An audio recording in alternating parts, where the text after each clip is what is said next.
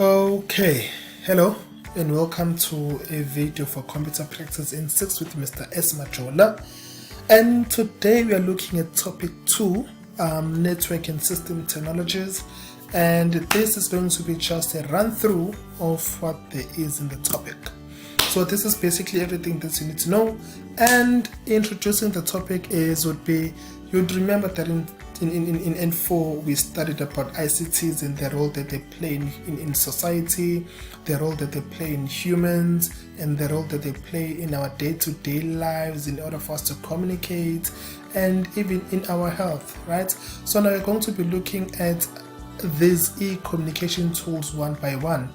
So basically when we refer to an e-communication tool, it is a tool that is used to communicate using electronic devices over the internet. You understand?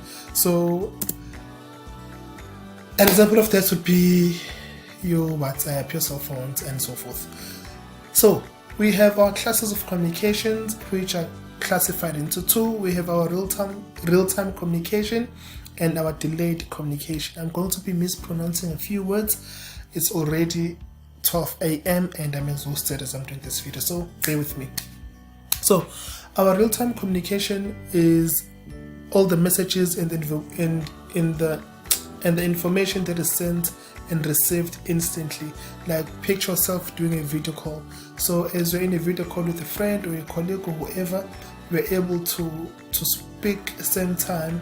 You speak and the person will receive your message same time, and then the other person also respond immediately to you and will receive his or her response back without a delay. So that is real-time communication. And then delayed communication would be if there's a delay in exchange of the messages, maybe such as WhatsApp or even emails, because sometimes somebody can ignore an email, somebody can ignore a WhatsApp message, but it's impossible for someone to ignore you through a video call. You understand? So real-time communication versus delayed communication is just as it is. And then your e-communication tools, you have your email, which we use to send emails electronically during for work purposes, even for marketing some information. We have our web browser, which displays our websites and web pages, and we use this for online applications. We also use this to access our search engines. We also have the file transfer protocol, which is the FTP. It is used to transfer a file from one computer to the other over the internet, and we use this to transfer files within the organization and as well as to download or upload files over the internet. We have instant messages, which can be an example of that can be WhatsApp, and these are designed to send and receive our communication in real time, and we use this to have private conversations or even with group conversations. We have our chat rooms, which are virtual rooms in the internet where people can hold conversations and they allow for us to collaborate. And then we have video conferencing, which allows for people all over the world to hold conversation while they can see each other. An example of that would be your Microsoft Teams, your FaceTime, your Skype, your Zoom, your, what do they call it, Stack? Yes, you have your Stack, something along those lines, and you use that for video calling and even holding conferences within the organization. We also have voice over internet protocol, which is VoIP, I call it. It allows one to make calls over the internet instead of the traditional ways of making calls. So you do not need airtime to make a call, but you can use your data to make a call. So an example of this would be your WhatsApp call, or your call over Messenger, or your call over Instagram, whereby you need data to make that call over the internet and not airtime. So we use that for making calls within the organization or even personal calls. Your RSS aggregator, in full, it is really simple syndication aggregator. It's basically a way of displaying information from websites that you are interested in one place. So do you ever notice how your phone would be recommending other websites for you just by searching something? An example, I may go online and search an Adidas hoodie, and then they would display an Adidas hoodie for me, and then they would be like, you may also like a Nike hoodie, a Kingsley Heat hoodie, a Gistaro hoodie, because they're now starting to see my interest, that I'm interested in hoodie, and then now they start aggregating all these other similar items or websites in one place for me in case I may like them. So these are used in our news feeds, on our smartphones, or even on our social media account. We have the weblog or the blog, which is consisting of articles or posts, usually about a specific topics of someone else's interest. Blogs are outdated. I think we just blog through Twitter, WhatsApp statuses now. We blog through Facebook. We no longer have people active on the actual blog websites as they used to before. Right, so we use those to share our own experiences, our own opinions, and to communicate with our audience. And then we have text, picture, and video messaging. These are popular nowadays, such as your Instagram and so forth. We use this to share messages and multimedia content.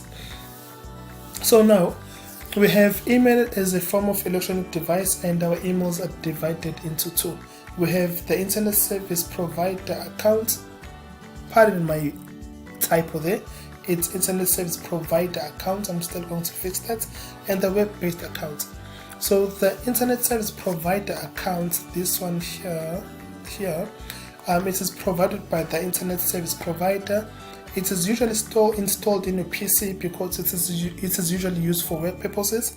And then yes, you can access it through the phone, but not everybody allows for that to happen. You understand? And then this is usually paid for by the organization. And an example of that would be your Outlook and your Thunderbird. Right, and then you have your web-based email account, which I assume you all have. This is basically provided by the web-based providers such as Google or Yahoo or Hotmail. And then these accounts are usually free, and it is only the web browser and the internet connection that you may need. And you may only access the accounts by visiting the provider websites first. Basically, what they mean here that if you want to access your Gmail account, you'll first have to go into Google in order to access the Gmail account. And yes, you can access your email from anywhere around the world. And examples of a web-based account would be your Gmail and your Yahoo. And then, of course, we have advantages and disadvantages for using emails. I prefer emails because they are free, fast, and accessible. The backup is automated. You can send multiple messages to multiple people at the same time. You do not need a PC to access your email, and then you can just attach text, videos, and documents. However, the downside to it is that you need to have internet to access your emails. You may sometimes receive unwanted emails. You may sometimes have people having your email address without you providing them with your email address.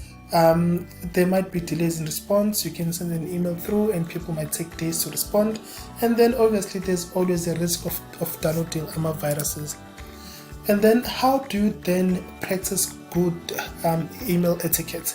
Firstly, whenever you're sending out an email, ensure that your emails are brief, they're very professional, and they're very clear. You need to respond to people promptly. Do not keep people waiting. You need to use proper grammar, spelling, punctuation. You do not need to reply to untrustworthy sources. And then also make sure that you are using meaningful subject lines to alert the receiver of what the email is about. Imagine that you are sending an email to apply for a job. So your subject line should be application for, you mention the post and the reference number. Alright. And then try not to send harmful contents of the email. Email communication is of a permanent nature. Alright. And then always include a sign off at the end of the email. I'll show you how a sign off would look like. And then this is an example of an email address. This is my personal, this is my work email. Sipesihle.majolo@telangini.edu.za. So the username is unique to myself, which is Sipesihle Majola. And then this @ separates the username from the domain. So the domain would be Elangeni, which identifies the organization that controls the domain. And then the domain category would be edu.za, which shows that this is an educational institution, right? And then this is how an email would look like. So your recipients would be, who are you sending this to? And then this is the subject line, application for in-service training environment, you see, as I've mentioned before. And then this is your composure, and then kind regards, Mr. Sipesihle Majula, my signing off, right? And then this is how a signature would look on an email. This is my work email, so this is Mr. S. Majola, and then these are my personal details attached to the email. And then when creating, sending, and replying to emails, where it says to, you type in the email addresses of those who will be receiving the email. And then if you want to copy people on the email, you can use CC, which stands to carbon copy. And if you copy people using CC, it means that the person that you are sending the email to can see that you've copied other people on the email.